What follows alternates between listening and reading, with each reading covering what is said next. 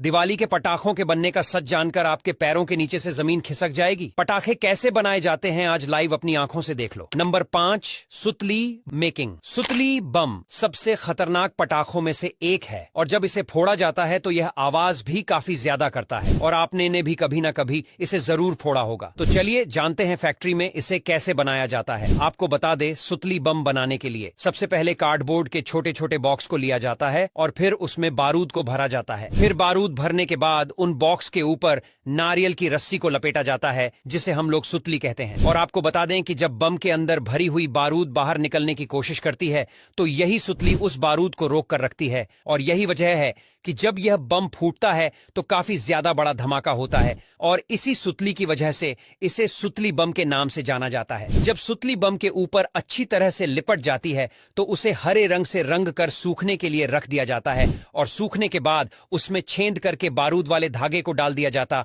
और लेवल लगाकर पैक कर दिया जाता है, मार्केट में भेज दिया जाता है। नंबर 4, चक्री मेकिंग। चक्री काफी मजेदार पटाखा है जिसे फोड़ने पर काफी मजा आता है और आपको बता दें, इसे बनाने के लिए सबसे पहले कागज के ट्यूब बनाकर उनमें गन पाउडर भरा जाता है और फिर इसके बाद इन ट्यूब पर कंपनी के कागज को लपेटकर एक लकड़ी की मदद से इन ट्यूब को रोल किया जाता है और फिर इन्हें कुछ समय के लिए एक लकड़ी के सांचे में रखा जाता है ताकि इनका आकार बदले ना। और फिर इस प्रक्रिया के बाद पूरी चक्री के ऊपर कंपनी का कागज लगाया जाता है और सुखाया जाता है। फिर सूखने के बाद इन चक्री को बड़े बड़े बॉक्स में पैक करके मार्केट में पहुंचा दिया जाता है। नंबर 3, अनार मेकिंग। अनार भले ही कुछ ही मिनट के लिए ही जलता हो, लेकिन जब जलता है तो आसपास के पूरे माहौल को रोशनी से भर देता है। आपको बता दें, इसे बनाने के लिए सबसे पहले एक कागज को लिया जाता है और फिर उस कागज को कॉनिकल शॉप में काटा जाता है, उसमें गन पाउडर यानी बारूद को भरा जाता है